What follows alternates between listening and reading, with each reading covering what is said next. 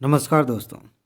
इस चैनल पर लगभग एक ही नाम से 2 सीरीज़ चल रही हैं और दोनों में अंतर आपको समझ लेना चाहिए ताकि आप इन दोनों का मैक्सिमम लाभ ले सकें।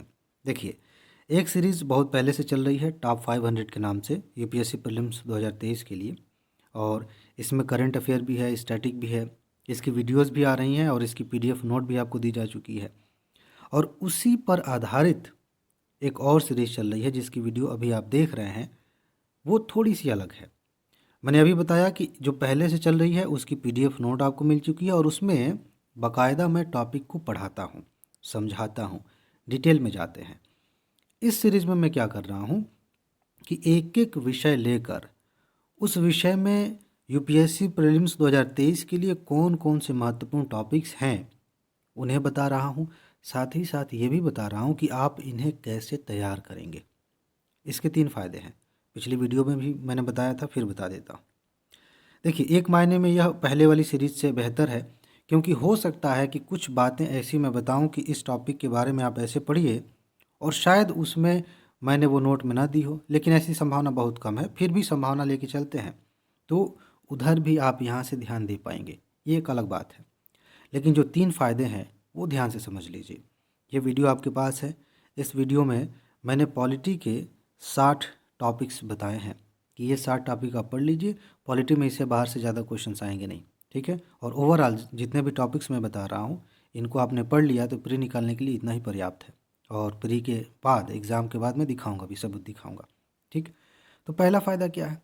सबसे पहला फ़ायदा यह कि इस वीडियो को आपने प्ले किया और आपने देखा कि पॉलिटी के सारे टॉपिक्स यहाँ पे हैं और आपको पता चला कि किस टॉपिक को कैसे पढ़ना है, वो कहाँ पे है।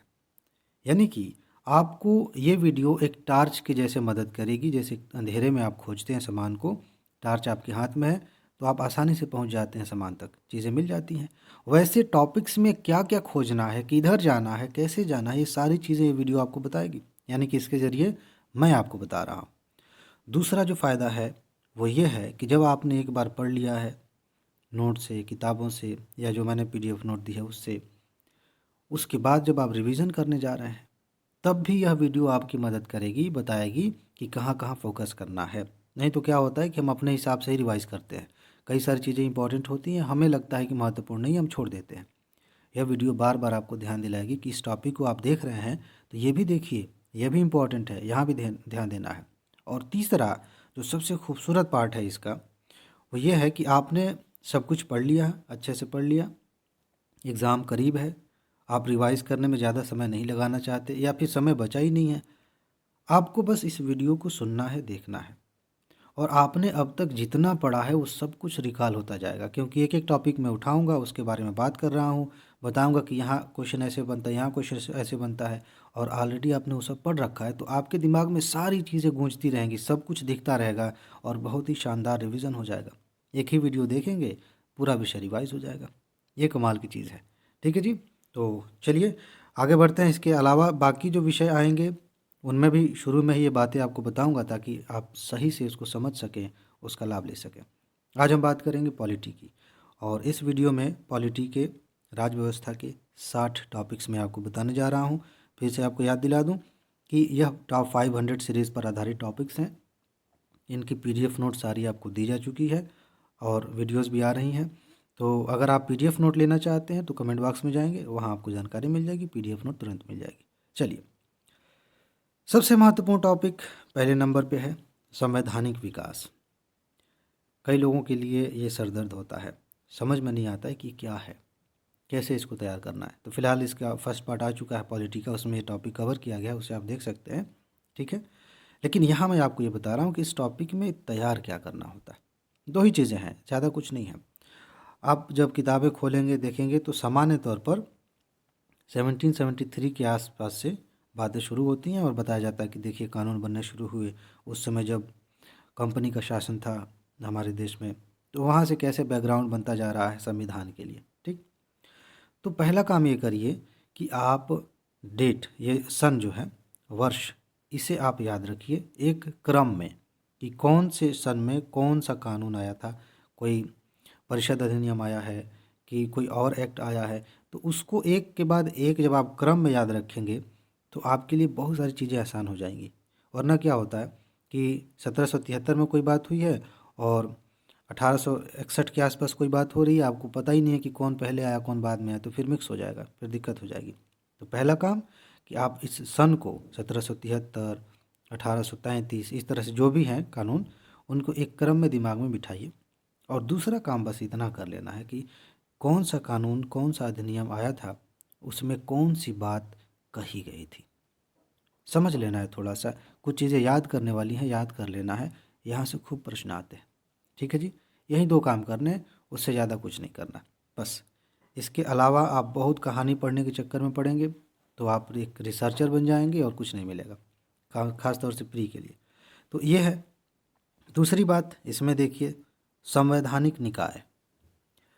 मैंने आपसे बार बार कहा है कि जब क्वेश्चन पूछा जाता है प्री में तो इसका आप ध्यान रखिए खास तौर से कि कौन सी बॉडी संवैधानिक है, कौन सी गैर संवैधानिक है। तो फिलहाल हम संवैधानिक की बात करने जा रहे हैं, लेकिन दोनों में अंतर आपको समझ लेना चाहिए।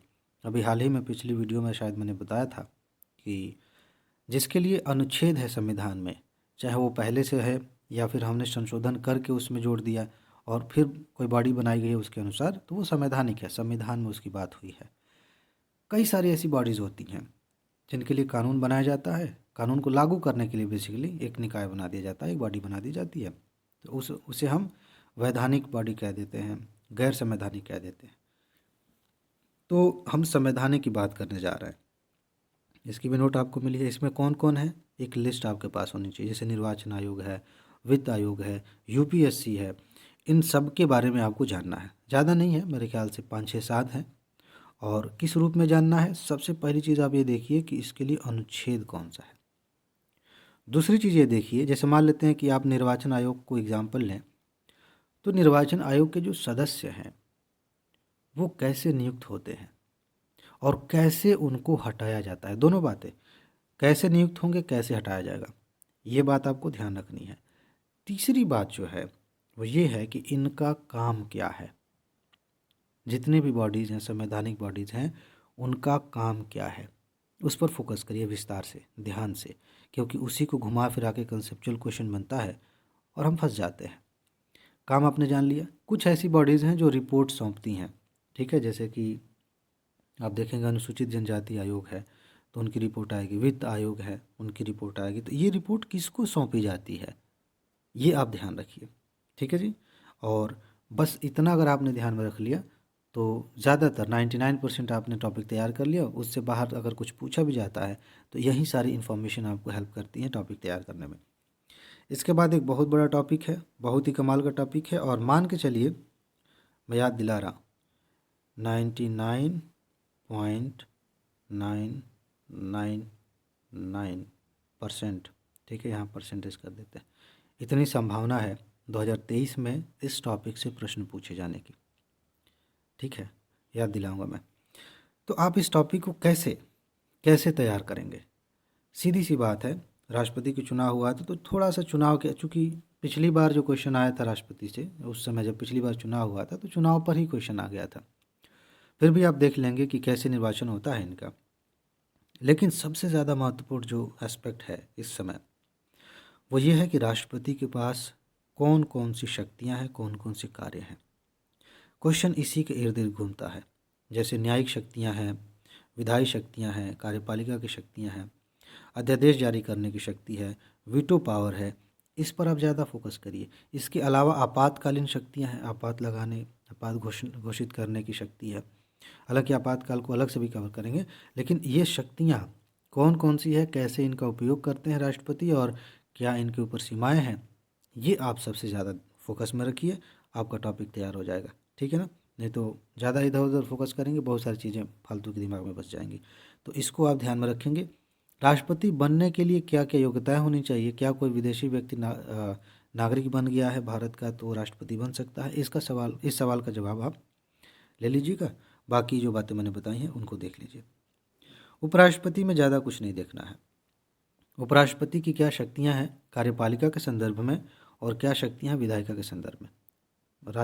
अच्छा हाँ, ये सॉरी मैं राज्यपाल समझ रहा था। तो उपराष्ट्रपति जो हैं इनको आप इस रूप में देखिए कि उपराष्ट्रपति का चुनाव कैसे होता है, ज़्यादा इम्पोर्टेंट यही है। और उपराष्ट्रपति एक कन्फ्यूज़न हो जाता है लोगों में। राज्यसभा के सभापति और उपराष्ट्रपति ये एक ही व्यक्ति होता है, अलग अलग व्यक्ति होता है? शक्तियाँ एक ही होती हैं कि नहीं होती हैं? अलग अलग सैलरी मिलती है कि नहीं मिलती है? इसे आप क्लियर करिए। ठीक है, कोई व्यक्ति उपराष्ट्रपति बन गया तब सभापति माना जाएगा, या सभापति बन गया तो अपने आप उपराष्ट्रपति बन गया? ये क्या मामला है? थोड़ा सा ज़्यादा दिमाग नहीं लगाना पड़ेगा, थोड़ा सा पढ़ेंगे क्लियर हो जाएगा। ये चीज़ है। चुनाव में कौन कौन लोग भागीदार होते हैं उपराष्ट्रपति के चुनाव में, और किस किस तरीके से चुनाव होता है ये आप देखेंगे। उपराष्ट्रपति को हटाना हो तो संकल्प कहाँ आएगा, इसे आप देख लीजिए। और उपराष्ट्रपति के पास क्या विशेष शक्तियाँ हैं राज्यसभा के संदर्भ में, उसको आप देख लीजिए। बस इससे ज़्यादा नहीं, आपका काम हो जाएगा। इसके बाद से प्रधानमंत्री के बारे में, बस प्रधानमंत्री आप जानते हैं कौन बन सकता है, इस सवाल का जवाब आप खोज लीजिए। और प्रधानमंत्री के पास क्या शक्तियां हैं, थोड़ी सी बातें हैं, ज़्यादा नहीं है, उसको देख लीजिए, छोटा सा टॉपिक है, ये आपका काम हो जाएगा। इसके बाद चलते हैं, ये एक महत्वपूर्ण टॉपिक है, सुप्रीम कोर्ट। सुप्रीम कोर्ट से भी प्रश्न इस बार आने की संभावना है। 3-4 डायमेंशंस में आपको बता रहा हूँ जहाँ से क्वेश्चन आ सकता है। सबसे पहली बात यह है कि सुप्रीम कोर्ट में किसी जज की नियुक्ति कैसे होती है, कौन व्यक्ति जज बनने के लायक हो सकता है, वो क्राइटेरिया थोड़ा सा आप अच्छे से देख लीजिए। इसके बाद से दूसरी बात यही है, इसी से रिलेटेड, कि कोई जज है, कोई न्यायाधीश है, उसको हटाने की क्या प्रक्रिया है, किस तरीके से किसी जज को हटाया जा सकता है, अब तक किसी को हटाया गया है कि नहीं हटाया गया, इसे आप ध्यान में रख लीजिए। ये आपका एक बढ़िया वो हो जाएगा एस्पेक्ट, बहुत इंपॉर्टेंट है, इससे पहले वाले से भी ज़्यादा इंपॉर्टेंट है। तीसरा है, थोड़ा सा आप कोलेजियम व्यवस्था को देख लीजिए कि सुप्रीम कोर्ट में ये व्यवस्था कैसे काम करती है, क्योंकि आए दिन इसकी चर्चा होती रहती है, आलोचना भी होती रहती है, तो इसे आप देख लेंगे। इसके अलावा सुप्रीम कोर्ट अपने आप में एक संस्था के रूप में कैसे काम करती है, उसकी क्या शक्तियां हैं, अभिलेख न्यायालय होने का क्या मतलब है, उसे देख लीजिए। न्यायालय की अवमानना हो सकता है शायद कहीं हो, लेकिन यहाँ से भी आप देख सकते हैं। और एक चीज़ आप देखिएगा कि आपने उसमें पढ़ा होगा, क्या कहते हैं, मूल अधिकारों में, कि मूल अधिकारों को लागू कराने की शक्ति दी गई है सुप्रीम कोर्ट को। तो कैसे लागू कराया जाता है, रिट जारी किया जाता है, उस रिट के बारे में आप थोड़ा सा पढ़ लीजिएगा। बाकी थोड़ी थोड़ी बातें मैंने बताई हैं कि इसका स्थान और बाकी चीज़ें हैं, कहाँ पे सुप्रीम कोर्ट रह सकता है, कौन बदल सकता है स्थान, ये सब चीज़ें बेसिक है, थोड़ा वो जान लीजिए। लेकिन ये जो बातें मैंने बताई हैं, रिट वाला लेके 4, इन 4 चीज़ों पर ज़्यादा फोकस करिए, यहाँ से क्वेश्चन आ सकता है। चलिए, अब इसी आधार पे आप हाई कोर्ट को देखिए, सेम ऐसे ही जो जो बातें मैंने कही हैं, बस एक चीज़ थोड़ा सा नया हो जाएगा कि हाई कोर्ट के जज का जब ट्रांसफ़र होता है, स्थानांतरण होता है, तो कौन कौन सी बातों को ध्यान में रखा जाता है, कौन सी प्रक्रिया अपनाई जाती है, किसकी कितनी भूमिका होती है, ये चीज़ ध्यान रखिए। बाकी जो मैंने अभी बताया इसी फ्रेम पर नियुक्ति या पद से हटाना, रिट जारी करना, ये सारी चीज़ें देख लीजिए। भारत में कितने हाई कोर्ट हैं और कितनी संख्या हो सकती है, कितने जज हो सकते हैं, कौन तय करता है, बस इसे देख लीजिए। ठीक है। बाकी एक चीज़ और है, इंटरेस्टिंग चीज़, हाई कोर्ट में जो जज होते हैं उनकी सैलरी और उनका पेंशन कहाँ से मिलता है, इन दोनों में थोड़ा सा अंतर है, कई लोग कंफ्यूज हो जाते हैं, उसे आप देख लेंगे तो काफ़ी चीज़ें क्लियर हो जाएंगी। ठीक है। बाकी ओवरऑल आप देखेंगे तो हमारे यहाँ न्यायिक व्यवस्था ऐसी है, सबसे ऊपर सुप्रीम कोर्ट है, बीच में हाई कोर्ट, नीचे जो है जिला न्यायालय और बाकी सत्र न्यायालय वगैरह हैं। तो इस स्ट्रक्चर को ध्यान में रख के आप पढ़ेंगे तो समझ में आएगा कि इसके नीचे भी कुछ न्यायालय हैं, उन पर इसका क्या अधिकार है। ठीक है ना, इस रूप में देख लीजिए, हो जाएगा। बाकी पंचायती राज, देखिए इस बार पंचायती राज से अगर क्वेश्चन आया तो एक संभावना ये बनती है कि पंचायती राज का जो बेसिक है, जो कॉन्सेप्ट है कि पंचायती राज व्यवस्थाएं क्या होती हैं, लोकतंत्र का एक बहुत ही ग्रास रूट लेवल है, उस रूप में उस कंसेप्ट को पकड़ के यूपीएससी क्वेश्चन पूछ सकती है। और इसके बारे में ज़्यादा किताबों में कुछ खास मिलता नहीं है, लेकिन घबराने की बात नहीं है। आप सिंपल ये सोचिए कि पंचायती राज संस्थाओं से किस तरह से लोगों का सशक्तिकरण होता है, कैसे लोगों को पावर मिलती है, पॉलिटिकल पावर और भी चीज़ें, तो उस नज़रिए से एक बार देख लीजिए। लेकिन फैक्चुअल डिटेल्स की भी ज़रूरत पड़ सकती है, और उसमें आपको ध्यान देना है सबसे पहले कि पंचायती राज व्यवस्था होनी चाहिए हमारे देश में इससे संबंधित कई सारी समितियां बनी, ये नोट में है आपके। कौन सी समिति कब बनी और किस समिति ने क्या कहा, यानी कि ऐसी पंचायती व्यवस्था होनी चाहिए, ये बात आपको क्रम में याद करनी है। दूसरी बात कि पंचायती राज व्यवस्था के लिए बाकायदा संविधान संशोधन किया गया, ठीक है। नगरीय स्थानीय शासन में मैंने मैगजीन में भी बताया है, विजन वाली में आगे भी हो सकता है, फिलहाल हम पंचायती राज की बात कर रहे हैं।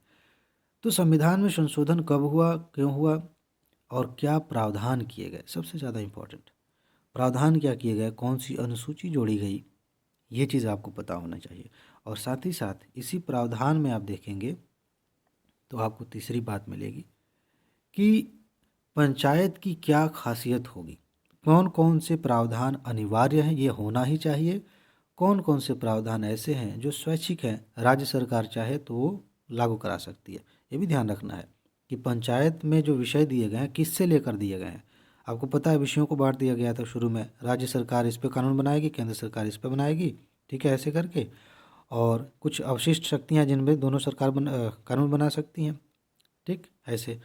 तो इस तरह से अवशिष्ट शक्तियाँ में दोनों नहीं बना सकती, कॉमन समवर्ती सूची में दोनों बनाएंगी, अवशिष्ट में सरकार बनाएगी, केंद्र सरकार, ठीक। तो किसके विषयों को लेकर के पंचायती राज में दिया जाएगा, इसे आप ध्यान रखेंगे, तब आपको समझ में आएगा कि ये स्वैच्छिक वाले को अनिवार्य करने की जिम्मेदारी किसकी है, तो ये आप देख लेंगे।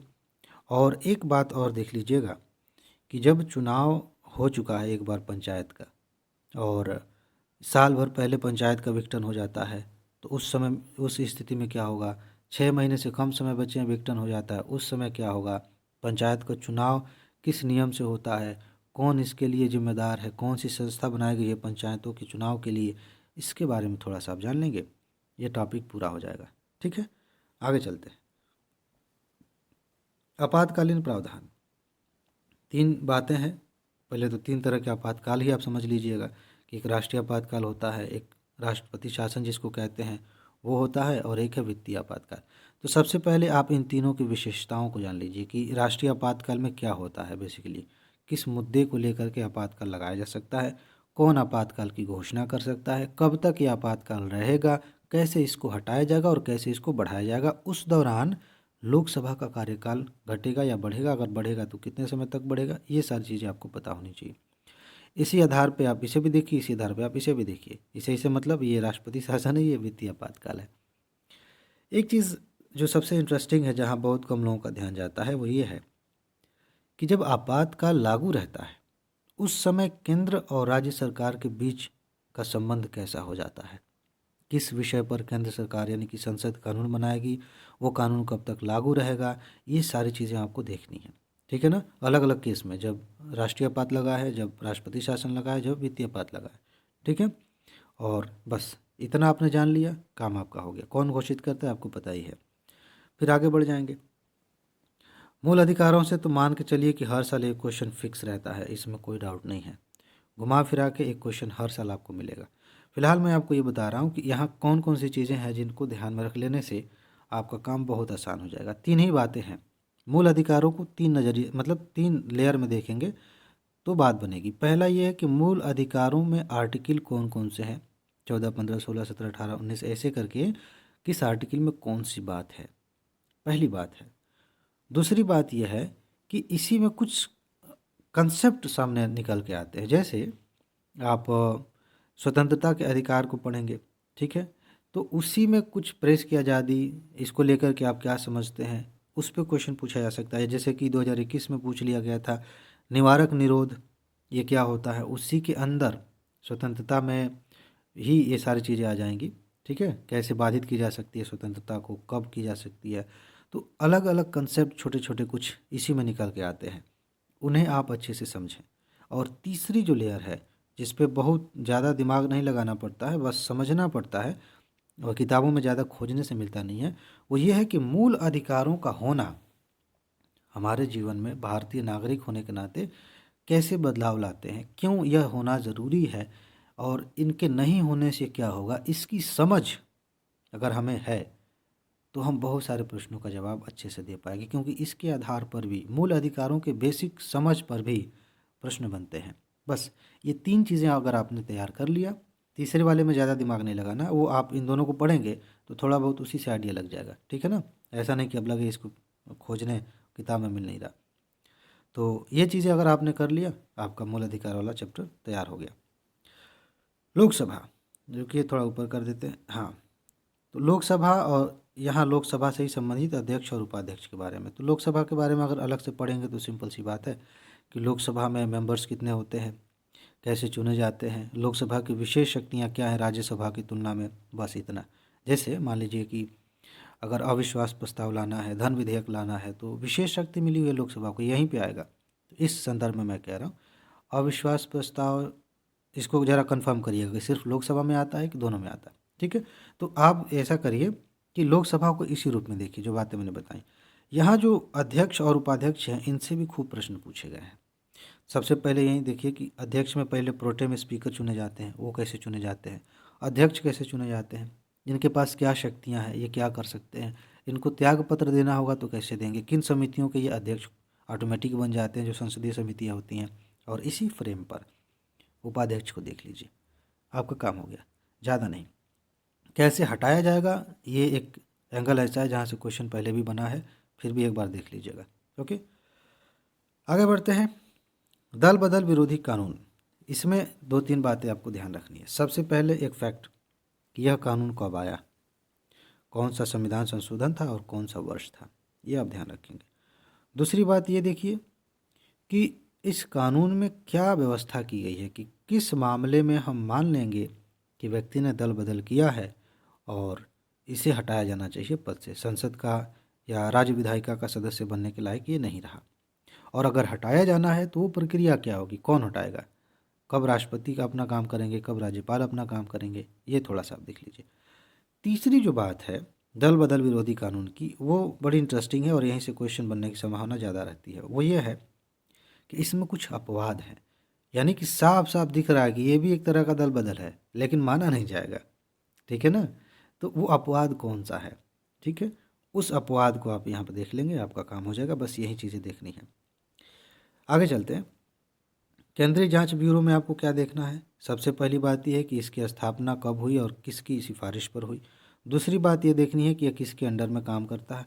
और तीसरी बात ये देखनी है कि इसका, हाँ तीसरी बात इसके मेंबर्स की बात करिए, कैसे इसके सदस्य चुने जाते हैं, कैसे हटाया जाता है।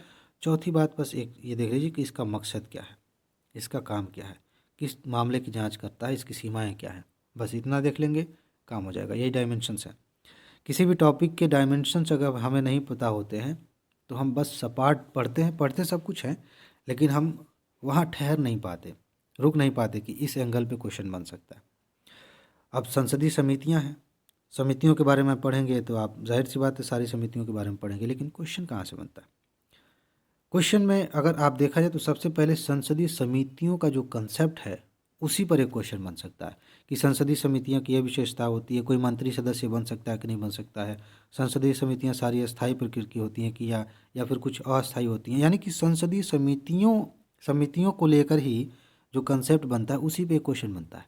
यहाँ बहुत कम लोग ध्यान देते हैं। इसके बाद नीचे जाएंगे तो समितियों में कैटेगरी मिलेगी, लोक लेखा समिति, प्राक्कलन समिति, सार्वजनिक उद्यम समिति।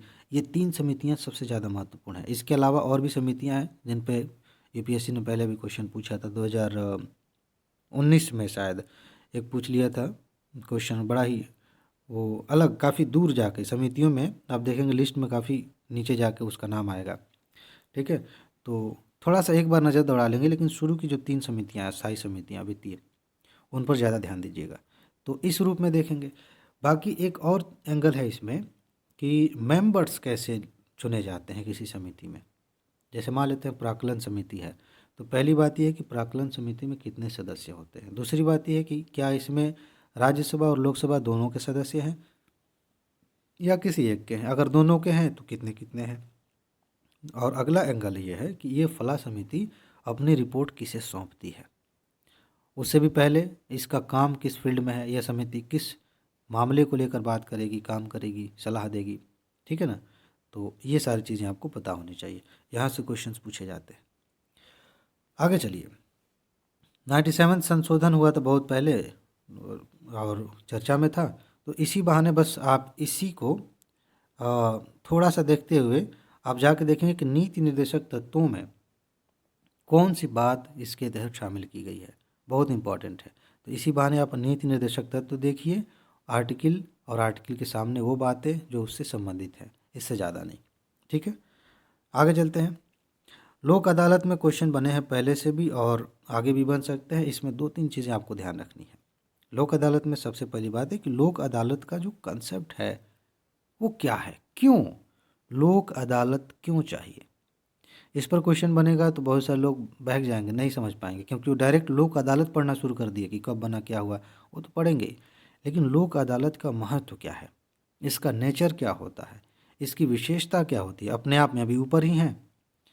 इस रूप में आप देखेंगे तो काफ़ी हद तक आपका मामला क्लियर हो जाएगा यहाँ पे। इसके बाद अंदर जाइए कि लोक अदालतों की स्थापना किस कानून के तहत होती है, लोक अदालतों के कितने लेयर्स बने हुए हैं, उनमें अध्यक्ष कौन होता है, ये चीज़ देखेंगे। और लोक अदालत में अलग अलग कैटेगरीज बनाई गई हैं लाभार्थियों की, उन्हें एक बार देख लीजिए। 2020 के आसपास शायद ऐसा एक क्वेश्चन आया था। ठीक है, तो ये थोड़ा सा आप देखेंगे, क्योंकि लोक अदालत के तहत छोटे छोटे कुछ कंसेप्ट और भी आते हैं, वहाँ से भी प्रश्न बन जाते हैं। ठीक है, इतना अगर आपने देख लिया टॉपिक आपका तैयार हो जाएगा। अब आ जाइए राज्यसभा पे। राज्यसभा में सबसे पहले किस अनुच्छेद में राज्यसभा की बात की गई है वो आप देख लीजिए। राज्यसभा में चुनाव मेंबर्स का कैसे होता है वो देख लीजिए। राज्यसभा की विशेष शक्तियां क्या है लोकसभा के संदर्भ में, ये देख लीजिए। यानी कि कौन से ऐसे मामले हैं जिन पर कानून बनाना हो तो सबसे पहले राज्यसभा में ही प्रस्ताव आएगा। और इसके अलावा कौन कौन से ऐसे मामले हैं जिनमें राज्यसभा और लोकसभा की शक्तियाँ बराबर हैं, दोनों में कोई अंतर नहीं है। जैसे एक एग्जाम्पल, संविधान संशोधन विधेयक आया है, ठीक है, तो उस पर बात करना, चर्चा करना, ये दोनों में बराबर होता है मामला। ठीक है, किसी भी सभा में आ सकता है प्रस्ताव और प्रक्रिया, सारी चीज़ें वही। तो ये है। इसके अलावा राज्यसभा के बहाने आप संयुक्त बैठक जो होती है उसे भी आप देख लीजिएगा, इम्पॉर्टेंट है। राज्य विधान परिषद भी चर्चा में रहता है। आपको पहले ये जान लेना चाहिए कि भारत में बहुत सारे राज्य हैं, उनमें से किन राज्यों में परिषद है। विधानसभा तो बहुत सारों में है, ठीक है, तो परिषद कहाँ कहाँ है, वहाँ से क्वेश्चन बन सकता है, पहला। दूसरी बात यह है कि परिषद का गठन किस आर्टिकल के तहत होता है वो आप देख लीजिए, और गठन कौन करता है और कि कौन इसको समाप्त कर सकता है। विघटन नहीं होता, समाप्त किया जा सकता है। जैसे लोकसभा का विघटन होता है, ठीक, फिर लोकसभा का गठन हो सकता है। राज्य विधान परिषद या तो बिल्कुल समाप्त होगी, मतलब अब खत्म है, अब इस राज्य में नहीं मानी जाएगी, या फिर दोबारा से कभी इसका गठन किया जाएगा। तो ये चीज़ आप समझिए कि कौन करता है।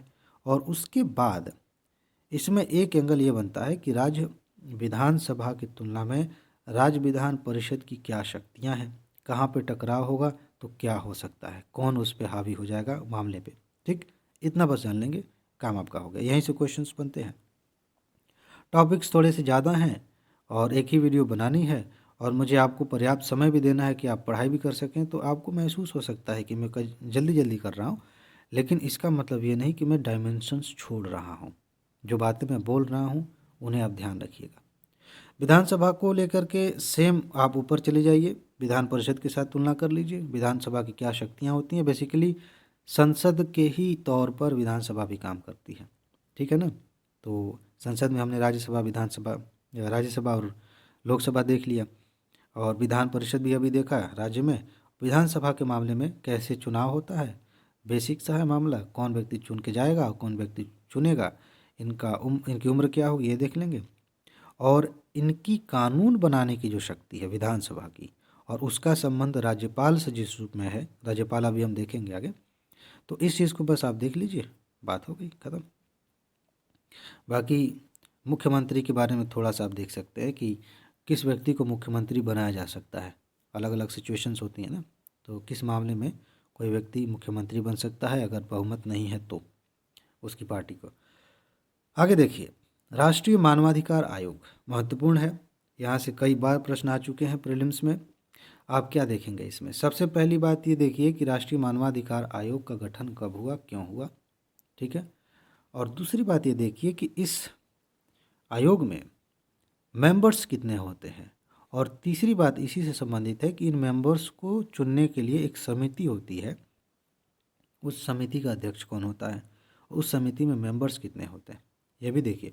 इसमें कितने मेंबर हैं वो और जो समिति इन मेंबर्स को चुनने के लिए सिफारिश करेगी उसमें कितने मेंबर हैं, ये ध्यान रखिएगा। ठीक।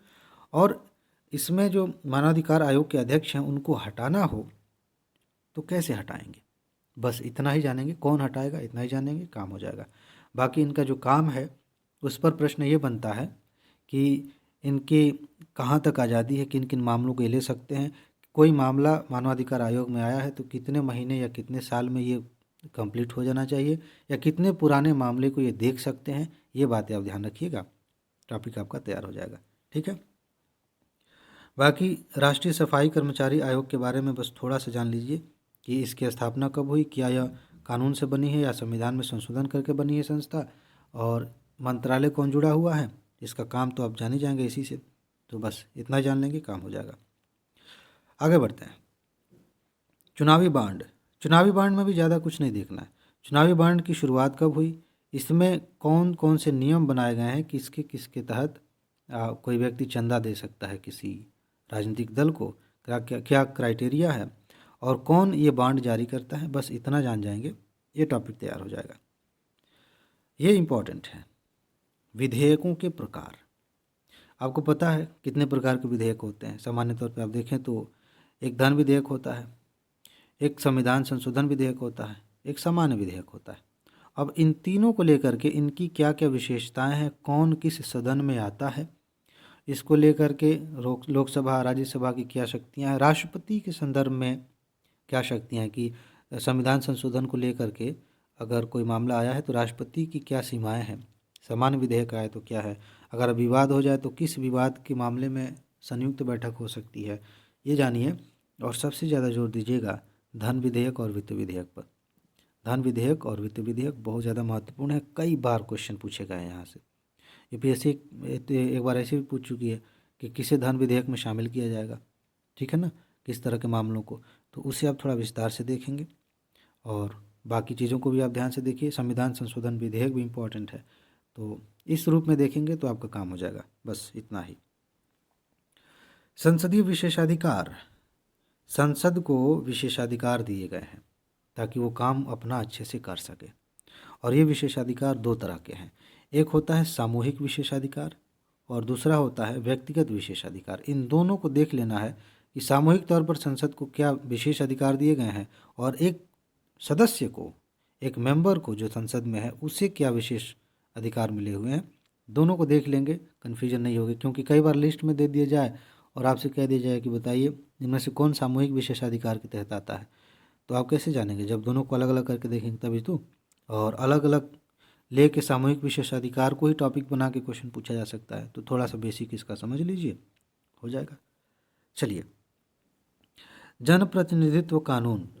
दो कानून बने थे, एक 50 में बना था, एक 51 में बना था। बेसिक सा समझ लीजिए कि 50 में क्या बात थी, 51 में क्या बात थी, कैसे पंजीकरण होता है दलों का, और कुछ महत्वपूर्ण अनुच्छेद उसमें डाले गए हैं, आर्टिकल्स आप धारा कह सकते हैं, तो उन्हें आप देख लीजिए कि उसमें क्या क्या बातें हैं। ठीक है, बस इसमें ज़्यादा ध्यान नहीं देना। आगे देखिए, संविधान दिवस चर्चा में था तो इसी बहाने आपको ये देखना है फैक्चुअल चीज़ें। संविधान दिवस अपने आप में उतना महत्वपूर्ण नहीं है, बस इतना ही है कि क्यों मनाया जाता है, कब से मनाया जाता है, ठीक, वो आप देख लीजिएगा। बाकी आप देखिए कि संविधान जब बन रहा था और जब लागू हो रहा था उस समय क्या क्या तथ्य आपके सामने आते हैं परीक्षा के दृष्टिकोण से। जैसे संविधान की जो महत्वपूर्ण बैठकें हो रही थी, जब प्रस्ताव आया था संविधान बनाने के लिए, समितियां बनाई गई थी, कौन कौन सी समिति, कौन अध्यक्ष थे, इस तरह की चीज़ें आपको इसमें देखनी है। ठीक है, इतना आप देख लेंगे। संविधान कब लागू हुआ और विधिवत रूप से कब लागू हुआ, दोनों में थोड़ा सा अंतर है, उससे आप देख लेंगे। अलग अलग समितियों के जो अध्यक्ष थे उनको लेकर के थोड़ा सा घुमा के क्वेश्चन पूछा जा सकता है, तो सिर्फ इतना ही नहीं कि एक एक करके हमने रट लिया, ये अध्यक्ष थे, फलाना थे, कुछ को हाईलाइट कर लीजिए। जैसे प्रारूप समिति है तो प्रारूप समिति पे घुमा फिरा के क्वेश्चन आते हैं, ठीक है ना। लेकिन मेरा ख्याल यही है कि अगर आपने बस इतना ही याद किया हुआ कि प्रारूप समिति का काम क्या था, तो वो जो घुमाया फिराया जा रहा है उससे समझ में आ जाएगा मामला। बाकी आप तो याद करेंगे ही कि कौन इसके अध्यक्ष थे और कितने मेंबर्स थे। कुछ ऐसे मेंबर भी थे जो बाद में हट गए थे, उनकी जगह कोई और आया था, तो उसे आप ध्यान रख लेंगे, ये काम हो जाएगा। पसमानदा मुसलमान और अल्पसंख्यक आयोग, इनके बारे में थोड़ा सा बेसिक आप जान लीजिए, मैंने वीडियो बनाकर बताया भी है कि ये कौन है समुदाय के लोग, इनकी क्या विशेषताएं हैं, और थोड़ा सा अल्पसंख्यक आयोग के बारे में जानिए कि इसका गठन कब हुआ, क्या शक्तियां हैं, और साथ ही साथ इसी बहाने आपको ये देखना है कि अल्पसंख्यक घोषित करने का अधिकार भारत में किसको है, अभी तक किन किन समुदायों को अल्पसंख्यक घोषित किया गया है। ठीक है, बस इतना जान लीजिए, काम हो जाएगा। ये देखिए, नीति निर्देशक तत्व, इसमें क्या क्या जानना है ध्यान से समझिए। सबसे पहले तो ये जानिए कि किस आर्टिकल से किस आर्टिकल तक को हम नीति निर्देशक तत्व कहते हैं। दूसरी बात ये जानिए एक एक करके कि आर्टिकल 37, 38 या फिर 50, 51, इनमें 51 है। अब सबसे पहले तो यही आप कंफ्यूज कर दे रहा हूँ आपको, और ये बताइए कि 51 इसमें आएगा नीति निर्देशक तत्व में या नहीं आएगा। ठीक है, तो आप ये देखिए कि किस आर्टिकल में कौन सी बात कही गई है, कभी मिलान करने के लिए, कभी कुछ, जैसे मान लीजिए मैं कहूँ कि पंचायती राज की व्यवस्था किस आर्टिकल में कही गई कि ऐसा होना चाहिए। क्या कहते हैं, सिविल कोड जो है किस आर्टिकल में कहा गया है, पशुओं की सुरक्षा होनी चाहिए किस आर्टिकल में कहा गया है। तो ये चीज़ आपको ध्यान होनी चाहिए। दूसरी बात, तीसरी मज़ेदार बात है, और यहाँ से क्वेश्चन ज़्यादा पूछे जाते हैं कि नीति निर्देशक तत्वों में कुछ आर्टिकल संशोधित करके जोड़े गए हैं संविधान को, और वो संशोधित करके जोड़े गए हैं, इसका मतलब ये कि बाद में हमें लगा कि अरे ये भी महत्वपूर्ण है, इसे भी जोड़ देते हैं। तो उन्हें आपको ध्यान रखना है कि किस आर्टिकल को किस संविधान संशोधन से जोड़ा गया है। और मेरे ख्याल से दो ही सबसे ज़्यादा महत्वपूर्ण, एक 42वां संविधान संशोधन, एक 44वां है, और अभी एक थोड़ी देर पहले तीसरा भी हमने देखा था ना, 97th, उससे भी जोड़ा गया था। तो देखिए कि किस संविधान संशोधन से कौन सी बात जोड़ी गई है। बस इतना जान लेंगे, आपका टॉपिक तैयार हो गया। इसी के आसपास क्वेश्चन पूछे जाते हैं। अनुसूचियाँ तो और भी आसान है, इसमें भी एक दो बातें, पहले ये देख लीजिए कि किस अनुसूची में कौन सी बात कही गई है। सीधा सीधा क्वेश्चन आता है, एकदम वही सही। 2019 में 2 क्वेश्चन पूछ लिए गए थे, उसके पहले भी पूछा गया, उसके बाद भी पूछा गया है। ठीक है, तो आपको बस यहाँ ये जानकारी रखनी है कि पहली अनुसूची में क्या है, दूसरी में, तीसरी में, चौथी में, 12वीं में क्या है। तीसरी बात जो है दूसरी बात जो है अनुसूचियों से संबंधित, तो ये है कि कुछ बातें संविधान संशोधन से जोड़ी गई हैं। कई अनुसूचियाँ संविधान संशोधन से जुड़ी गई हैं, तो उन्हें आप ध्यान रख लीजिए कि कौन सी अनुसूची किस संविधान संशोधन से जुड़ी गई है। कई बार होता है ये है कि कुछ अंदर जाके यूपीएससी क्वेश्चन पूछ लेती है। जैसे एक अनुसूची है जिसमें 22 भाषाओं की बात की गई है, अब यूपीएससी पूछ ले कि लेटेस्ट जो भाषाएं जोड़ी गई हैं वो कौन कौन है, तो थोड़ा सा अंदर की बात हो गई ना। ऐसे ही 11वीं 12वीं अनुसूची में आप देखेंगे स्थानीय शासन में, तो उनमें विषय जो शामिल किए गए हैं उन पे क्वेश्चन पूछा जा सकता है। तो उन्हें बस आप थोड़ा सा एक बार और देख लीजिएगा, ये सबसे निचली लेयर है, उससे ज़्यादा पढ़ने की ज़रूरत नहीं है। ठीक, चलिए अब आ जाते हैं प्रमुख संविधान संशोधन। इसमें तो बस इतना ही जानना होता है कि ये प्रमुख संविधान संशोधन कौन है। वीडियो आप देख लेंगे, है फुल वीडियो भी, अलग अलग भी हैं। तो कौन कौन से प्रमुख संविधान संशोधन कब आए, देखिए सीरियल नंबर, फला संविधान संशोधन, उसके बाद से इस वर्ष आया और इसमें ये बात कही गई। बस हो गया, इतना ही जानना, इससे ज़्यादा नहीं। इसके आधार पर कई क्वेश्चन आप सही कर सकते हैं। केंद्रीय सतर्कता आयोग, इसका गठन कब किया गया, कौन सी समिति इसकी सिफारिश में थी, किसने अध्यक्ष जो इसके होते हैं कैसे नियुक्त होते हैं, और सदस्य कैसे नियुक्त होते हैं, कैसे इनको हटाया जाता है, ये देख लीजिए। इनका काम करने का तरीका क्या है, किस मुद्दे पर केंद्रीय सतर्कता आयोग फोकस करता है, उसे आप देख लेंगे, टॉपिक तैयार हो जाएगा, इससे ज़्यादा नहीं। ये संविधान संशोधन वालों में भी है, मतलब लिस्ट में है, और यहाँ अलग से भी है। 69th संविधान संशोधन, 69वां संविधान संशोधन। सबसे पहला क्वेश्चन जैसे पीसीएस वगैरह में पूछा जाता है कि यह संविधान संशोधन किससे संबंधित है, तो ज़रा देखिए किससे संबंधित है।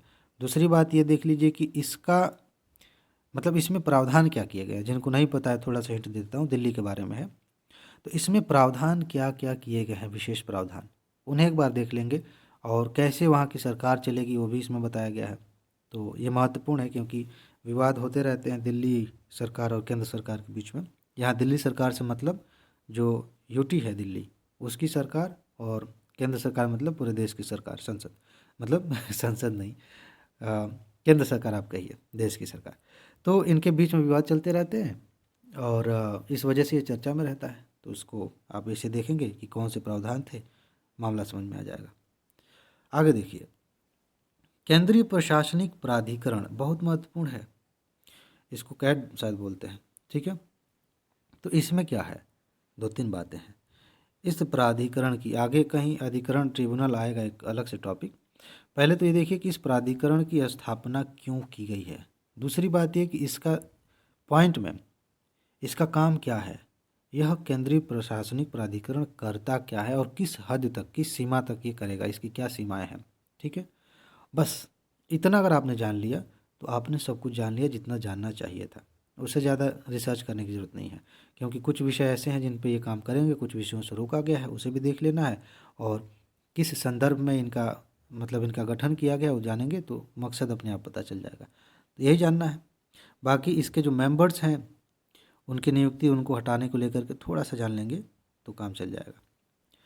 राज्य पुनर्गठन, इसमें देखिए क्या जानना है।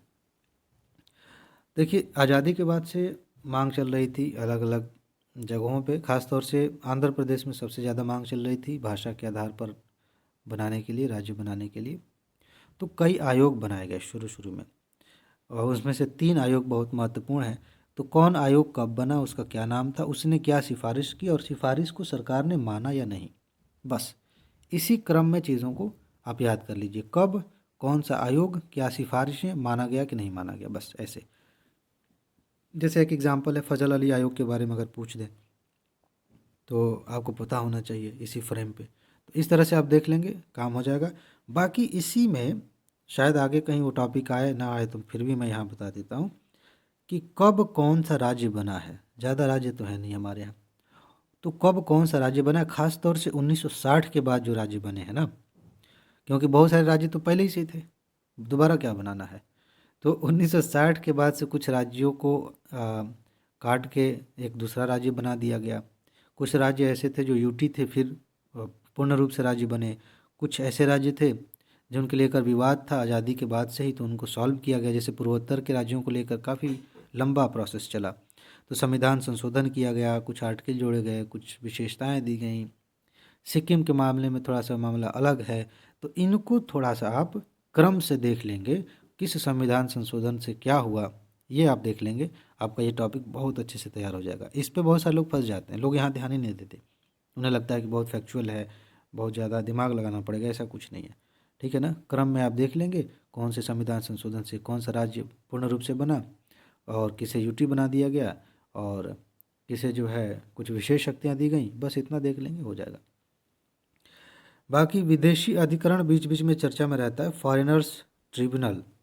तो इसमें बस एक बात देखना है कि इसका गठन क्यों होता है, कि पहचान करना है कौन देशी है कौन विदेशी है बेसिकली।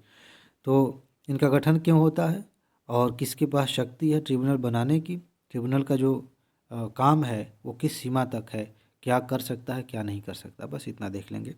छोटा सा टॉपिक है, इम्पोर्टेंट है, हो जाएगा। लोकपाल, लोकपाल से क्वेश्चन आने की संभावना है, ठीक ठाक संभावना है, ठीक है ना। इसमें क्या देखेंगे, लोकपाल अधिनियम में क्या बातें कही गई हैं बेसिकली लोकपाल की शक्ति को लेकर। एक लोकायुक्त भी होता है, तो लोकायुक्त, इसी बहाने लोकायुक्त भी देख लीजिएगा, थोड़ा सा राज्यों में होते हैं, कुछ राज्यों ने बनाया है कुछ ने नहीं बनाया है पद, कहीं पे पद बना दिया गया, व्यक्ति है ही नहीं काम करने के लिए। फिलहाल लोकपाल में क्या देखना है कि इसकी संरचना कैसी है, और सबसे ज़्यादा महत्वपूर्ण जहाँ से क्वेश्चन आ सकता है वो ये है कि लोकपाल की शक्तियाँ क्या हैं, किसकी किसकी जांच कर सकता है ये, और इसकी सीमाएं क्या हैं, किसकी जांच नहीं कर सकता, या किसकी जांच करने में ये बहुत सारे बाधाओं का सामना इसको करना पड़ेगा, बेसिकली इजाज़त लेना और भी चीज़ें हैं। तो ये आप देख लेंगे, और कितने समय तक के मामले ये देख सकता है लोकपाल, ये देख लीजिए। बस ये 3 बातें हो गई, टॉपिक तैयार हो गया। विशेष श्रेणी के राज्य का दर्जा, ये एक टॉपिक है, इसमें सिर्फ इतना देखना है कि हमारे देश में किन किन राज्यों को विशेष श्रेणी के तहत रखा गया है, और ये देख लीजिए कि किस आधार पर विशेष श्रेणी का राज्य का दर्जा दिया जाता है। बस 2 बातें देख लेंगे, काम हो जाएगा। प्रस्तावना, प्रस्तावना है छोटी सी, 1 पेज की है, लेकिन क्वेश्चन खूब पूछे जाते हैं। कितने तरह से क्वेश्चन आते हैं थोड़ा सा समझ लीजिए। हम भारत के लोग, और उसके आगे से बातें शुरू हो जाती हैं, कुछ बड़े बड़े शब्द हैं। तो सबसे पहले आप ये देखिए कि क्रम किन शब्दों का कैसे है, क्रम से ऐसे क्वेश्चन आते हैं। 2021 में प्रस्तावना से 2 क्वेश्चन आए थे, इसके पहले भी क्वेश्चन आए हैं, इसके बाद भी शायद 22 में आया था कि नहीं, ध्यान नहीं आ रहा। तो अभी आप इस रूप में पहला देखेंगे कि किस क्रम में कौन सा शब्द आ रहा है, लोकतांत्रिक, गणराज्य, संप्रभुता, इस तरह के जो शब्द हैं, पंथ निरपेक्षता, इनको एक क्रम में आप देखें। इसके बाद दूसरी बात यह है कि इसमें संशोधन करके कुछ शब्द जोड़े गए थे। वो शब्द कौन से हैं और किस संविधान संशोधन से जोड़ा गया था, इसे आप देखेंगे। तीसरी बात यह है कि इसमें स्वतंत्रता की बात हुई है, इसमें न्याय की बात हुई है। तो कितने प्रकार की स्वतंत्रता, कितने प्रकार का न्याय, इस तरह से भी क्वेश्चन पूछ लिया जाता है। बस इतना आपने देख लिया, काम हो गया। प्रस्तावना में एक क्वेश्चन ये भी बनता है कि प्रस्तावना की तुलना की जाती है कि जो संकल्प प्रस्ताव आया था कौन लेके आए थे, उसी के आधार पर प्रस्तावना बनी थी। तो थोड़ा सा वो आप देख लेंगे, काम हो जाएगा। अगला टॉपिक है मूल कर्तव्य। मूल कर्तव्य में ज़्यादा चीज़ें नहीं देखनी है। सबसे पहले आपको ये समझना है कि मूल कर्तव्य से संबंधित एक समिति बनाई गई थी। उस समिति का नाम क्या था, कब उसने अपनी रिपोर्ट दी थी। सबसे बेसिक यहाँ से क्वेश्चन बनेगा, बहुत कम लोगों को पता होगा। नाम तो मेरे ख्याल से आपको भी पता होगा, लेकिन कब बनी थी वो कभी कभी भूल जाता है। उसने जितने रिकमेंडेशन दिए थे, क्या उन सभी को मान लिया गया था, कितने थे, उसको देख लीजिएगा, थोड़ा सा मामला क्लियर हो जाएगा। इसके बाद मूल कर्तव्यों में संविधान संशोधन करके भी कुछ कर्तव्य जोड़े गए हैं, उन्हें आप देख लीजिए किस संविधान संशोधन से कौन सा कर्तव्य जोड़ा गया है। और बहुत स्पेसिफिक होना चाहें, हालांकि यूपीएससी से, या हालांकि ऐसा भी नहीं कह सकते कि उम्मीद नहीं कर सकते, यूपीएससी आजकल मिक्स लेके चल रही है, बहुत फैक्चुअल भी क्वेश्चन भी आ रहे हैं और बहुत कंसेप्चुअल भी आ रहे हैं। तो एक बस देख लीजिए कि क्रम में अगर ABCD क्रम देना चाहें तो ऐसे कर लीजिए, 1 2 करना चाहें तो ऐसे कर लीजिए। क्रम में कौन कौन से मूल कर्तव्य हैं। एक क्वेश्चन तो ये भी बन जाता है कि निम्नलिखित में से कौन भारतीय संविधान के तहत मूल कर्तव्य में शामिल किया गया है। और कई बातें ऐसी हो सकती हैं जो देखने में लगता है, जैसे वोट देने का अधिकार, देखने में लगता है तो हमारा मूल कर्तव्य है, लेकिन उस सूची में नहीं है। टैक्स देना चाहिए, उस तरह से डिटेल में उस तरह की बात नहीं की गई है, ठीक है ना। तो आप जब याद रखेंगे तो आप छांट पाएंगे कि अरे भाई इतना ही तो है, ये नहीं है, ये वाला नहीं है, तो आसानी हो जाती है। बस इतना ही देखना है। संविधान के स्रोत में बहुत कुछ नहीं देखना, बस आपके पास एक लिस्ट मिलेगी, अगर आपके पास किताब है या नोट है, कहीं से भी देख लेंगे। ब्रिटेन से हमने ये सीखा, ये लिया, अमेरिका से लिया, कनाडा से लिया, ऐसे करके आप लिस्ट याद कर लेंगे, काम हो जाएगा। यानी कि संविधान में जो बातें हमने शामिल की हैं उनको हमने बाहर से सीखा है।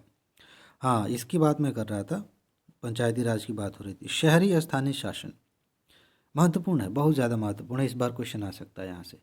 तो इसमें क्या क्या बातें हैं, एक तो आप देखिए कि कितने प्रकार से ये शहरी स्थानीय शासन चलता है। नगर पालिका, उसके अलावा छावनी बोर्ड, इस तरह से कई कैटेगरीज़ हैं, 5 6 कैटेगरीज़ हैं, उनकी अलग अलग शक्तियाँ, अलग अलग अधिकार हैं।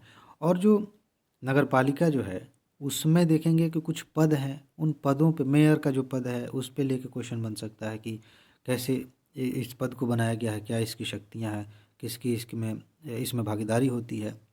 तो इस तरह से क्वेश्चन बन सकते हैं। ये दोनों बातें आप ध्यान में रखेंगे, काम चल जाएगा। एक चीज़ और है जो संविधान संशोधन वाला एंगल है कि कौन सा संविधान संशोधन किया गया था और उसमें कौन कौन सी बातें शामिल की गई थी, कितने विषय डाले गए हैं इसमें, वो देख लेंगे, काम हो जाएगा। बस आगे बढ़ते हैं।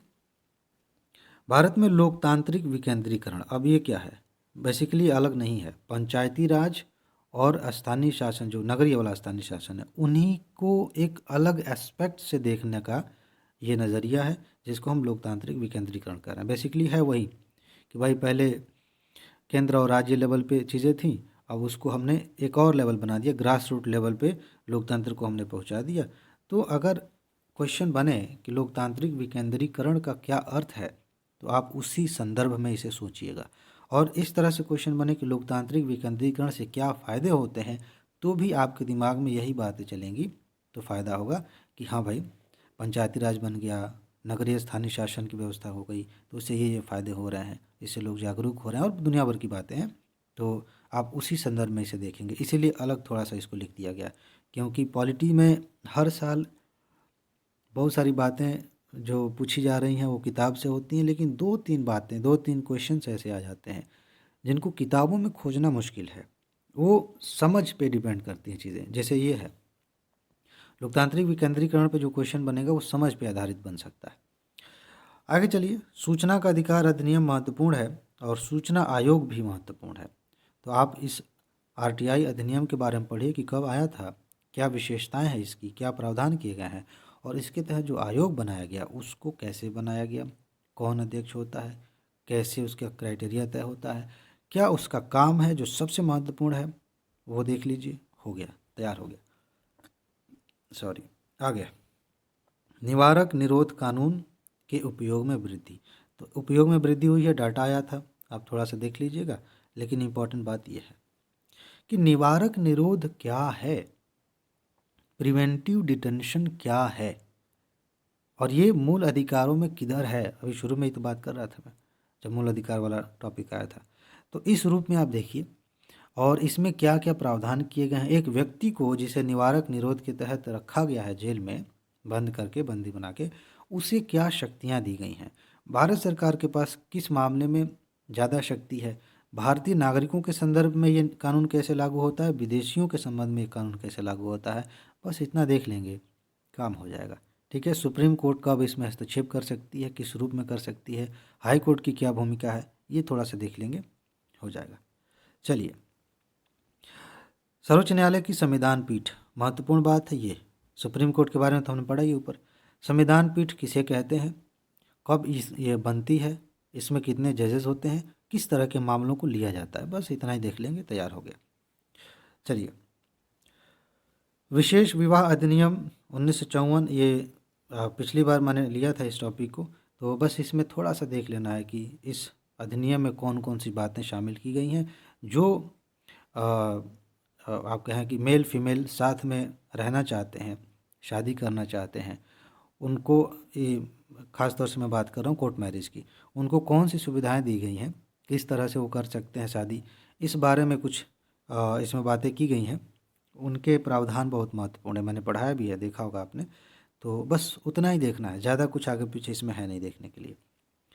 हाँ, ये इम्पॉर्टेंट है, बहुत सारे भारतीयों ने नागरिकता का त्याग करना शुरू किया था अभी हाल फिलहाल में, तो ये चर्चा में आ गया था। तो दो बातें हैं इसी बहाने, आप देखिए कि भारत में नागरिकता लेने की प्रक्रिया क्या है। ठीक है, कौन व्यक्ति नागरिक भारत में बन सकता है, उसके कुछ दो तीन क्राइटेरियाज हैं। और दूसरी बात यह है कि किसी व्यक्ति को नागरिकता से कैसे वंचित किया जा सकता है, सरकार कैसे कर सकती है, किस आधार पर कर सकती है, बस इतना देख लेंगे, काम हो जाएगा। आगे इसमें ज़्यादा नहीं जाना। कुछ कुछ अधिकार ऐसे हैं, हाँ, मूल अधिकारों में जब आप पढ़ेंगे तो वहाँ भी पढ़ लेंगे, यहाँ भी याद दिला देता हूँ कि कुछ अधिकार हैं जो भारतीय नागरिकों को मिले हैं और विदेशियों को भी मिले हैं। कुछ अधिकार ऐसे हैं जो सिर्फ भारतीय नागरिकों को मिले हैं, मूल अधिकारों की बात कर रहा हूँ, उसे आप देख लीजिएगा। एक सिंपल सा है आर्टिकल, अगर आपको पता है कि किस आर्टिकल में क्या है, तो 15, 16, 19, 29, 30, जिनको पता है वो समझ जाएंगे कि मैं क्या कह रहा हूँ। उस तरह से आप याद कर लेंगे तो आर्टिकल के आधार पर ही आप गेस कर पाएंगे कि हाँ, ये भारतीयों को मिला है, ये बाकियों को भी मिला है। चलिए, राष्ट्रीय विधिक सेवा प्राधिकरण, नालसा, लोक अदालत अभी हमने देखा था ना ऊपर, उसी से संबंधित ये भी है। तो नालसा के बारे में आपको ये जानना है कि इसका गठन कब हुआ, शुरुआत कब हुई, इसका मकसद क्या है, इसका काम क्या है, बस इसकी सेवाएं क्या हैं, किस रूप में ये काम करता है। ठीक है, बेसिकली ये जो गरीब लोग हैं जो कानूनी लड़ाई नहीं लड़ सकते, एक तरह से उनकी हेल्प करने के लिए है। तो इसके काम को लेकर के ज़्यादा क्वेश्चन बनते हैं, अलग अलग लेयर्स पे ये काम करते हैं। ठीक है, राष्ट्रीय स्तर पे, राज्य के स्तर पे, उससे भी नीचे स्तर पे। तो और उसी में से एक काम होता है लोक अदालतों का, एक तरह से गठन किया जाना, लोक अदालतें लगाना। तो उसे भी आप देख लेंगे इसे जोड़ के, बाकी इसके बारे में भी अलग से पढ़ लेंगे, काम हो गया, तैयार हो गया टॉपिक। आगे आइए, राष्ट्रीय जांच ब्यूरो, एनआईए, एनआईए बहुत ज़्यादा चर्चा में है। सबसे पहली बात कि इसका गठन कब होता है, कौन करता है। दूसरी बात सबसे ज़्यादा इम्पोर्टेंट कि यह किस मामले में जांच कर सकती है, यह एजेंसी किस मामले में जांच कर सकती है। हमारे यहाँ बहुत सारी एजेंसियाँ हैं, बहुत सारी चीज़ें एक साथ मिक्स हो जाती हैं, तो थोड़ा सा आप क्लियर समझेंगे तो दिक्कत नहीं होगी। किस मामले में जांच कर सकती है और किस मामले में नहीं कर सकती, किसके अंडर में ये काम करती है, ये भी महत्वपूर्ण है। इसकी रिपोर्ट किसके पास जाती है, ये भी थोड़ा सा देख लीजिए, काम आपका हो गया।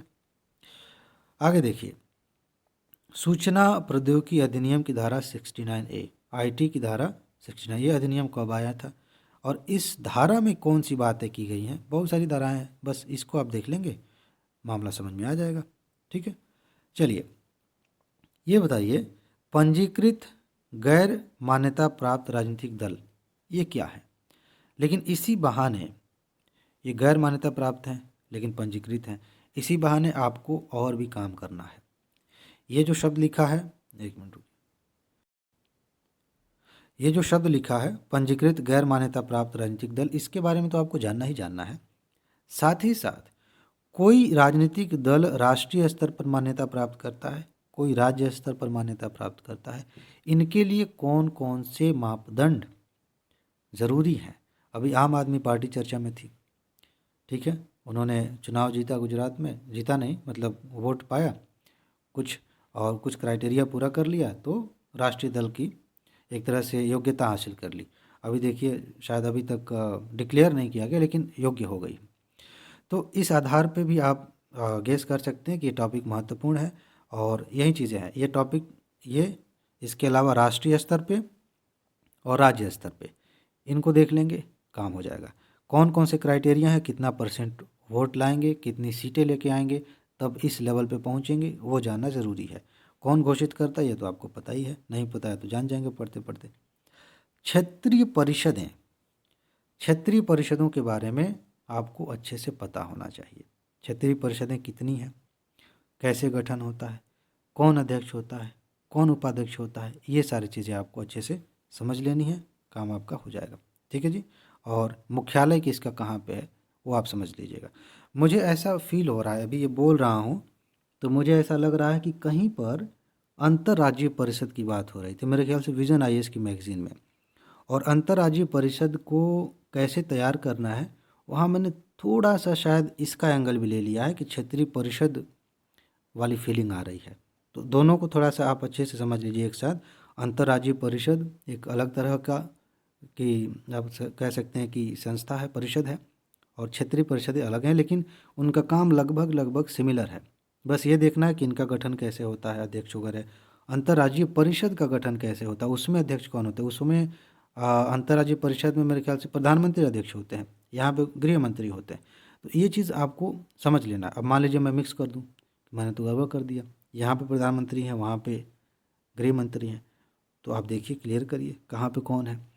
और सबसे मेन बात ये है जो इन दोनों को मैं साथ में लेके आ रहा हूँ कि क्षेत्रीय परिषद जो जोनल परिषदें हैं उनकी अलग अलग मुख्यालय हैं, और साथ ही में एक पूर्वोत्तर परिषद है, ठीक है ना, उसका क्या मामला है, वो कब बनी थी, कहीं वो बाद में तो नहीं बनी, ये भी आप जान लीजिए। और अंतर्राज्यीय परिषद के बारे में मैंने पहले बताया, हो सकता है आगे भी आए, तो उसके बारे में उस तरह से कर लीजिएगा जैसे मैंने अभी भी कहा है। चलिए आगे बढ़ते हैं। सांसद स्थानीय क्षेत्र विकास योजना एमपीलेट्स, इस पे पहले भी प्रश्न पूछे जा चुके हैं, फिर भी आने की संभावना है। इस योजना की शुरुआत कब हुई, क्यों हुई, कितना पैसा दिया जाता है सांसद को, वह पैसा कब तक उसके अकाउंट में रहेगा या नहीं रहेगा, उसको खर्च कैसे किया जाएगा, कौन आदेश देगा, कौन उसे लागू करेगा, कितना परसेंट कहाँ खर्च होगा और कौन मंत्रालय इसके लिए जिम्मेदार है। बस इतना देख लीजिए और टॉपिक तैयार हो गया। अधिकरण, मैंने कहा था ऊपर ना कि एक बार आएगा अधिकरण, तो अधिकरण में बस इतना देखिए, ऊपर ऊपर देखना है कि ट्रिब्यूनल्स क्या होते हैं, अधिकरण क्या होते हैं, इनकी स्थापना कौन करता है, और उससे भी ज़्यादा महत्वपूर्ण कि इनका नेचर इस रूप में क्या है कि किस लिए अधिकरण बनाए जाते हैं, क्या ये अस्थायी होते हैं, क्या ये अस्थायी होते हैं, इनका कार्यक्षेत्र क्या होता है। और कई बार मेंस में अधिकरणों को इस रूप में ले लिया जाता है कि कहीं ये न्यायिक व्यवस्था को कमज़ोर तो नहीं करते, तो हो सकता है उसी आधार को सीरियसली लेके यूपीएससी प्री में भी पूछ ले कि न्यायिक व्यवस्था में इनका क्या रोल है, अच्छा क्या है, बुरा क्या है। इस रूप में देख लीजिए, इनका अधिकार क्षेत्र देख लीजिए, काम हो गया। ठीक है, आगे चलिए। ये अनुदान मांग क्या होती है, बजट आने वाला होगा, अब हो सकता है जब आप इस वीडियो को देखें तो बजट आ चुका हो। ठीक है, तो जब बजट आता है उसी के समय या उसके आसपास इस तरह की चीज़ें चर्चा में होती हैं, प्रस्ताव आते हैं अलग अलग, या बाद में भी सरकार जो है जब बैठक होती है तो मांगे लेखानुदान और कई तरह के अनुदान होते हैं। तो ये अनुदान मांगे क्या होती हैं, ठीक है, किसकी क्या विशेषता है, कब कौन आता है, ये सब चीज़ें आपको पता होनी चाहिए। थोड़ा सा टेक्निकल नहीं कहेंगे, थोड़ा सा कंसेप्चुअल है और थोड़ा सा फैक्चुअल भी है, लेकिन है इम्पॉर्टेंट। सरकार को बजट से अलग हटके और पैसे की ज़रूरत है तो अलग अलग तरह की अनुदान मांगें पेश की जाती हैं, उसे जब एक्सेप्ट कर लिया जाता है तो सरकार को पैसे मिलते हैं खर्च करने के। ठीक है, तो ये चीज़ है, इसके बारे में थोड़ा सा आप देख लीजिएगा। 3-4 जो महत्वपूर्ण है शुरू के, उनको आप देख लीजिएगा। लेखानुदान सबसे ज़्यादा महत्वपूर्ण है। कई बार लेखानुदान और बजट को साथ में रख करके, एक साथ करके क्वेश्चन पूछा जा सकता है, कंसेप्चुअल क्वेश्चन मेरे ख्याल से आया भी है, तो उससे थोड़ा सा आप ध्यान में रखेंगे। आगे चलिए, कानून बनाने की प्रक्रिया। अब देखिए, सामान्य तौर पे हमने विधेयक की बात कर ली है, फिर भी कानून बनाने की प्रक्रिया आई है, तो इसका क्या अर्थ है? इसका मतलब ये है कि कैसे कोई विधेयक, कोई प्रस्ताव संसद में लाया जाता है, कौन प्रस्ताव किस सभा में आएगा, ये आपको पता होना चाहिए, और उस पर किस तरीके से कार्रवाई आगे बढ़ती है कि पहले चर्चा होगी, प्रथम वाचन होगा, द्वितीय वाचन होगा, किस लेवल पे जाके संशोधन किया जा सकता है, कब वोटिंग होती है, ये प्रक्रिया थोड़ा सा समझना है। और इसके बाद जो है वो राष्ट्रपति के पास जाएगा, तो वहाँ पे वीटो शक्ति का चाहे तो इस्तेमाल कर सकते हैं, चाहे सिग्नेचर कर दें, वो कानून बन जाएगा। तो वीटो वाला तो मैंने पहले ही बता दिया, राष्ट्रपति में जब आप राष्ट्रपति के बारे में पढ़ेंगे तो वो भी पढ़ना चाहिए। तो यहाँ पे प्रक्रिया का मतलब यही है कि प्रस्ताव आने से लेकर के फाइनल कानून बनने तक क्या होता है, उसे आपको देखना है। नीति आयोग महत्वपूर्ण है। यह किस प्रकार की संस्था है? क्या इसे संविधान में संशोधन करके बनाया गया है? क्या इसे कानून बना के बनाया गया है? क्या इसे सरकार के प्रस्ताव से बनाया गया है? ये आप देख लीजिए। इसके अलावा नीति आयोग के अध्यक्ष के बारे में थोड़ा सा जानिए, कौन व्यक्ति अध्यक्ष हो सकता है और नीति आयोग का काम क्या है, उस काम पर थोड़ा सा फोकस कर लीजिए, तो आपका ये टॉपिक तैयार हो जाएगा। इसके अलावा देखिए, संशोधन तो हमने देखा, महत्वपूर्ण संशोधन, लेकिन संविधान में संशोधन की क्या प्रक्रिया है, ये बहुत महत्वपूर्ण बात है। आप संविधान में कितने तरह से संशोधन कर सकते हैं, यह पता होना चाहिए। आप मतलब सरकार संविधान में कितने तरीके से संशोधन कर सकती है, कौन संशोधन करेगा, क्या राज्य की विधानसभाएं संविधान में संशोधन कर सकती हैं, ये भी एक क्वेश्चन है, ठीक है। और मोटे तौर पर 2 बातें लिखी गई हैं, लेकिन प्रैक्टिकली आप देखते हैं 3 तरह से संशोधन होता है। तो आप देखिए, साधारण बहुमत से एक संशोधन, विशेष बहुमत से संशोधन, विशेष बहुमत प्लस आधे राज्यों की सहमति। तो इसमें कौन कौन से विषय दिए गए हैं, ये चीज़ आप देख लीजिएगा कि किस तरह के संशोधन में कौन सी बात शामिल की गई है। अगर आपने ये देख लिया, तैयार कर लिया, आपका काम हो जाएगा, ठीक है जी। चलिए आगे बढ़ते हैं। आगे ये लास्ट टॉपिक है, राज्यपाल। राज्यपाल के बारे में बस इतना जानिए कि राज्यपाल की नियुक्ति कैसे होती है, कौन करता है और कौन इनको हटा सकता है, सबसे पहली बात, ठीक है। नियुक्ति प्लस पद से हटाया जाना। और दूसरी जो सबसे महत्वपूर्ण बात है वो ये है कि इनका वीटो पावर किस तरह से काम करता है, कोई किस प्रस्ताव के राष्ट्रपति के पास भेज सकते हैं, अगर राष्ट्रपति ने वापस कर दिया तो क्या होगा, या फिर इन्होंने कोई विधेयक रोक के रखा या फिर विचार के लिए विधायिका के पास भेजा है, कहा कि विचार करिए, फिर वापस इनके पास आ गया तो क्या होगा, ठीक है ना। इस संदर्भ में राज्यपाल की शक्ति देख लीजिए। बाकी मैंने ऊपर भी बताया था कि मंत्रिपरिषद के संबंध में राज्यपाल की क्या शक्तियां हैं, कानून बनाने की, मंत्रियों को हटाने की या नियुक्त करने की, उसे थोड़ा सा देख लेंगे, टॉपिक तैयार हो जाएगा, ठीक है। इतना अगर आपने देख लिया, इन डायमेंशंस पर आपने नज़र दौड़ा ली, तो काम बन गया। बहुत कम लोग होंगे शायद जो यहाँ तक अभी धैर्य से इस वीडियो को देख रहे होंगे, जो बच गए हैं उनके लिए काम की बात बता देता हूँ, फिर से याद दिला देता हूँ। पिछली वीडियो में भी याद दिलाया था कि 100 क्वेश्चंस आएंगे जिसके आधार पर कट ऑफ तय होगा। उसमें से अगर आपके 50 भी सही हो जाते हैं माइनस करके, तो आप क्वालिफाई कर जाएंगे। आप ज़्यादा पढ़ने के चक्कर में मत पढ़िए, कम पढ़िए, वो पढ़िए जहाँ से प्रश्न आते हैं।